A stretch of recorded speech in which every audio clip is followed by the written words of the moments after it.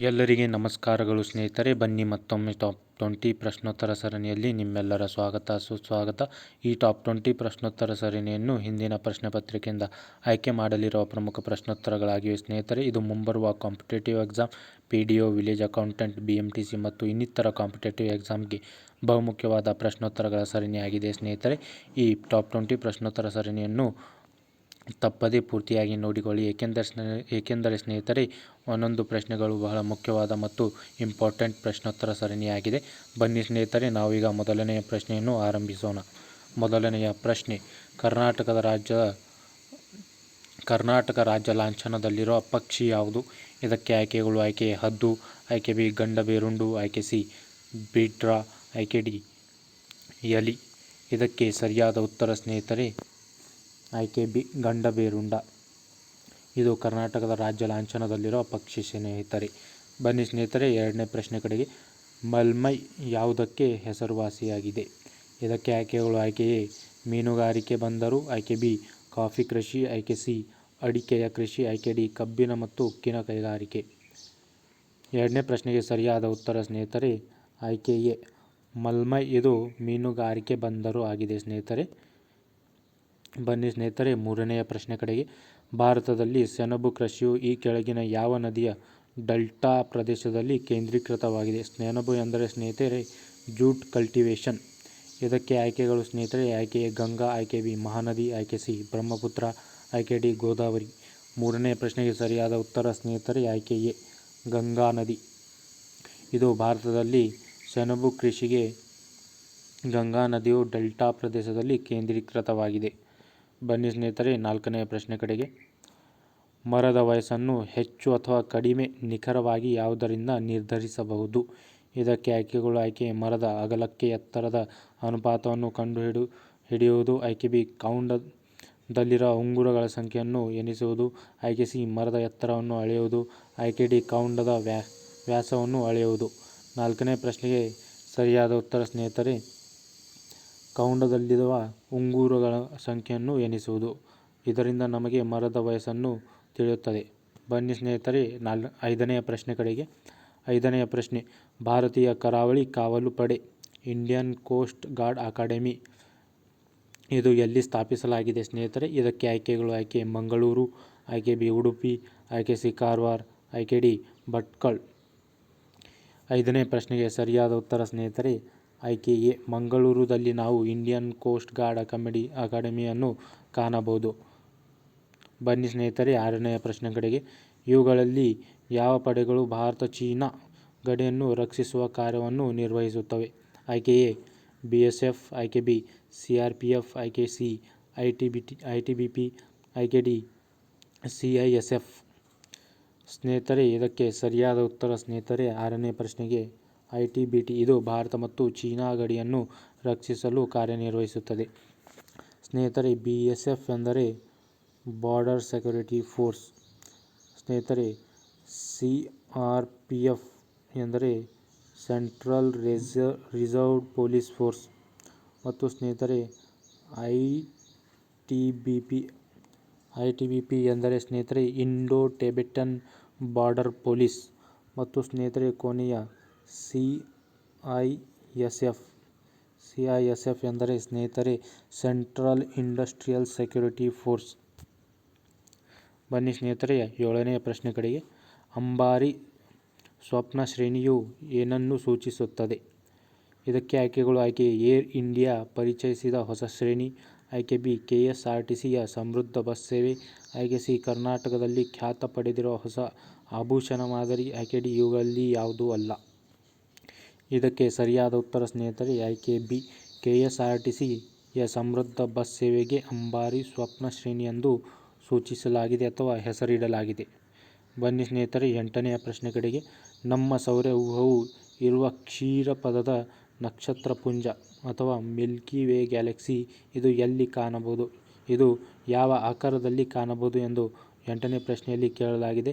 ಇದಕ್ಕೆ ಆಯ್ಕೆಗಳು: ಆಯ್ಕೆ ಸಿಲಿಂಡರಾಕಾರ, ಆಯ್ಕೆ ಬಿ ಅಂಡಾಕಾರ, ಆಯ್ಕೆ ಸಿ ಅನಿಯಮಿತ, ಆಯ್ಕೆ ಡಿ ಸುರುಳಿಯಾಕಾರ. ಮಿಲ್ಕಿ ವೇ ಗ್ಯಾಲಕ್ಸಿ ಸ್ನೇಹಿತರೆ ಇದು ಸುರುಳಿಯಾಕಾರದಲ್ಲಿ ನಾವು ಕಾಣಬಹುದು. ಬನ್ನಿ ಸ್ನೇಹಿತರೆ, 8ನೇ ಪ್ರಶ್ನೆಗೆ ಸರಿಯಾದ ಉತ್ತರ ಸ್ನೇಹಿತರೆ ಆಯ್ಕೆ ಡಿ.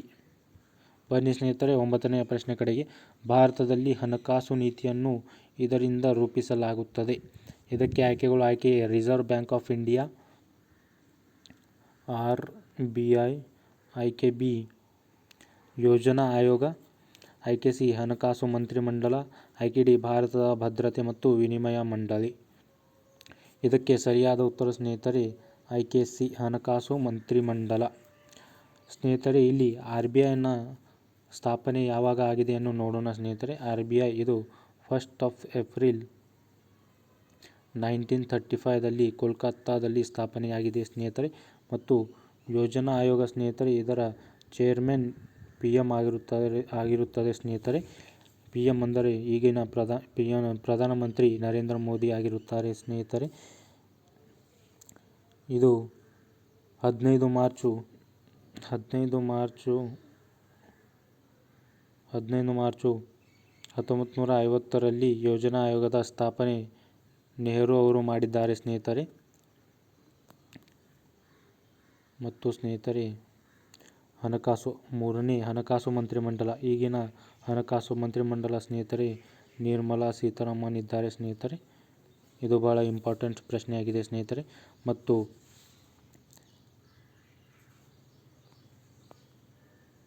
9ನೇ ಪ್ರಶ್ನೆಗೆ ಸರಿಯಾದ ಉತ್ತರ ಸ್ನೇಹಿತರೆ ಹಣಕಾಸು ಆಯ್ಕೆ ಡಿ. ಈಗಿನ ಹಣಕಾಸಿನ ಮಂತ್ರಿಮಂಡಲ ಯಾರು ಎಂದರೆ ಸ್ನೇಹಿತರೆ ನಿರ್ಮಲಾ ಸೀತಾರಾಮನ್. ಬನ್ನಿ ಸ್ನೇಹಿತರೆ 10ನೇ ಪ್ರಶ್ನೆ ಕಡೆಗೆ. ಭಾರತದ ರಾಷ್ಟ್ರಪತಿಯ ದೋಷಾರೋಪಣೆ ವಿಧಾನವನ್ನು ಯಾವ ರಾಷ್ಟ್ರದಿಂದ ಅಳವಡಿಸಿಕೊಳ್ಳಲಾಗಿದೆ. ಇದಕ್ಕೆ ಆಯ್ಕೆಗಳು ಆಯ್ಕೆ UK, ಆಯ್ಕೆ ಬಿ USA, ಆಯ್ಕೆ ಸಿ USSR, ಆಯ್ಕೆ ಡಿ ಫ್ರಾನ್ಸ್. ಇದಕ್ಕೆ ಸರಿಯಾದ ಉತ್ತರ ಸ್ನೇಹಿತರೆ ಆಯ್ಕೆ ಬಿ USA. ಬನ್ನಿ ಸ್ನೇಹಿತರೆ 11ನೇ ಪ್ರಶ್ನೆ ಕಡೆಗೆ. ವೈಫೈ ಉಪಯೋಗಿಸುವುದು ಇದು ಯಾವ ಕಿರಣವನ್ನು ಮುಖಾಂತರ ಹರಡುತ್ತದೆ ಎಂದು ಕೇಳಲಾಗಿದೆ ಸ್ನೇಹಿತರೆ. ಆಯ್ಕೆ ಎ ಬೆಳಕಿನ ಕಿರಣಗಳು, ಆಯ್ಕೆ ಬಿ ರೇಡಿಯೋ ಅಲೆಗಳು, ಆಯ್ಕೆ ಸಿ ಇನ್ಫ್ರಾರೆಡ್ ಕಿರಣಗಳು, ಆಯ್ಕೆ ಡಿ ಮೈಕ್ರೋ ಅಲೆಗಳು. ಮೊದಲು ನೋಡೋಣ ಸ್ನೇಹಿತರೆ ವೈಫೈನ ವಿಸ್ತೃತ ರೂಪ. ವೈಫೈ ಎಂದರೆ ಸ್ನೇಹಿತರೆ ವೈರ್ಲೆಸ್ ಫಿಡೆಲಿಟಿ. ಇದಕ್ಕೆ ಸರಿಯಾದ ಉತ್ತರ ಸ್ನೇಹಿತರೆ ಆಯ್ಕೆ ಬಿ ರೇಡಿಯೋ ಅಲೆಗಳ ಮುಖಾಂತರ ವೈಫೈ ಅನ್ನು ಪ್ರಸಾರವಾಗುತ್ತದೆ. ಬನ್ನಿ ಸ್ನೇಹಿತರೆ 12ನೇ ಪ್ರಶ್ನೆ ಕಡೆಗೆ. ಕೆಳಗಿನವುಗಳಲ್ಲಿ ಯಾವ ಕ್ಷೇತ್ರದಲ್ಲಿನ ಅತ್ಯುತ್ತಮ ಕೊಡುಗೆಗಾಗಿ ಶಾಂತಿ ಸ್ವರೂಪ್ ಭಟ್ನಾಗರ್ ಬಹುಮಾನ ಅಥವಾ ಪ್ರಶಸ್ತಿಯನ್ನು ಕೊಡಲಾಗುತ್ತದೆ. ಇದಕ್ಕೆ ಆಯ್ಕೆಗಳು ಆಯ್ಕೆ ಸಾಹಿತ್ಯ, ಆಯ್ಕೆ ಬಿ ವಿಜ್ಞಾನ, ಆಯ್ಕೆ ಸಿ ಕಲೆ ಪ್ರದರ್ಶನ, ಆಯ್ಕೆ ಡಿ ಸಾಮಾಜಿಕ ಸೇವೆ. ಇದಕ್ಕೆ ಸರಿಯಾದ ಉತ್ತರ ಸ್ನೇಹಿತರೆ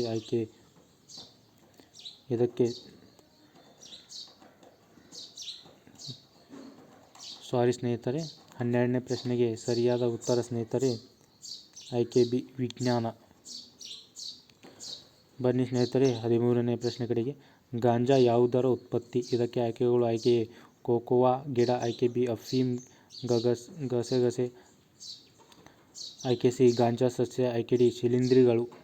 ಇದಕ್ಕೆ ಸರಿಯಾದ ಉತ್ತರ ಸ್ನೇಹಿತರೆ ಆಯ್ಕೆ ಸಿ ಗಾಂಜಾ ಸಸ್ಯದಿಂದ ನಾವು ಗಾಂಜಾವನ್ನು ಪಡೆಯಬಹುದು. ಬನ್ನಿ ಸ್ನೇಹಿತರೆ 14ನೇ ಪ್ರಶ್ನೆ ಕಡೆಗೆ. ಕೆಳಗಿನವುಗಳಲ್ಲಿ ಯಾರು ಯಾವುದೇ ಸದನದ ಸದಸ್ಯರಾಗಲಿಲ್ಲದೆ ಸಂಸತ್ತಿನ ಎರಡೂ ಸದನದ ಸಭೆಗಳಲ್ಲಿ ಭಾಗವಹಿಸಬಹುದು. ಇದಕ್ಕೆ ಆಯ್ಕೆಗಳು ಆಯ್ಕೆ A solicitor general of India, ಆಯ್ಕೆ ಬಿ ಭಾರತದ ಉಪರಾಷ್ಟ್ರಪತಿ, ಆಯ್ಕೆ ಸಿ ಕಂಪ್ಟ್ರೋಲರ್ ಮತ್ತು ಆಡಿಟರ್ ಜನರಲ್ ಆಫ್ ಇಂಡಿಯಾ, ಆಯ್ಕೆ D attorney general of India. 14ನೇ ಪ್ರಶ್ನೆಗೆ ಸರಿಯಾದ ಉತ್ತರ ಸ್ನೇಹಿತರೆ ಅಟಾರ್ನಿ ಜನರಲ್ ಆಫ್ ಇಂಡಿಯಾ. ಈಗಿನ ಪ್ರಸ್ತುತ ಅಟಾರ್ನಿ ಜನರಲ್ ಯಾರು ಎಂದರೆ ಸ್ನೇಹಿತರೆ ಆರ್ ವೆಂಕಟಮಣಿ.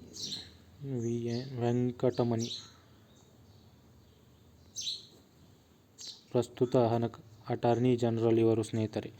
ಬನ್ನಿ ಸ್ನೇಹಿತರೆ 15ನೇ ಪ್ರಶ್ನೆ ಕಡೆಗೆ.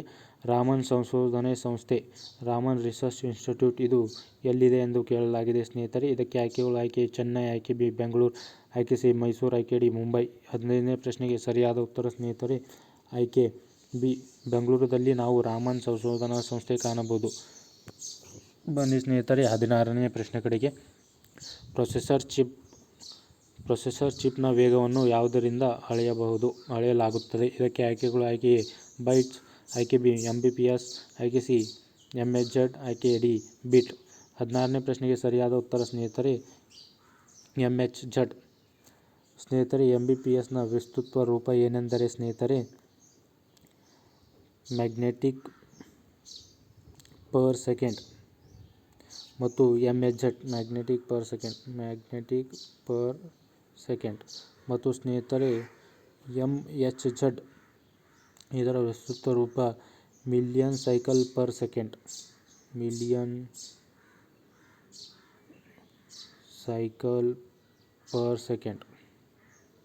ಬನ್ನಿ ಸ್ನೇಹಿತರೆ 17ನೇ ಪ್ರಶ್ನೆ ಕಡೆಗೆ. ಟೋಕಿಯೋ ಒಲಿಂಪಿಕ್ನಲ್ಲಿ ರಷ್ಯಾ ದೇಶವು ಯಾವ ಹೆಸರಿನಿಂದ ಭಾಗವಹಿಸಿತು? ಇದಕ್ಕೆ ಆಯ್ಕೆ ಎ ROC, ಆಯ್ಕೆ ಬಿ USR, ಆಯ್ಕೆ ಸಿ ರಷ್ಯನ್ ಫೆಡರೇಷನ್, ಆಯ್ಕೆ ಡಿ ಇವುಗಳಲ್ಲಿ ಯಾವುದು ಅಲ್ಲ? ಸ್ನೇಹಿತರೆ ಇದಕ್ಕೆ ಸರಿಯಾದ ಉತ್ತರ ROC, ಆಯ್ಕೆ ಎ.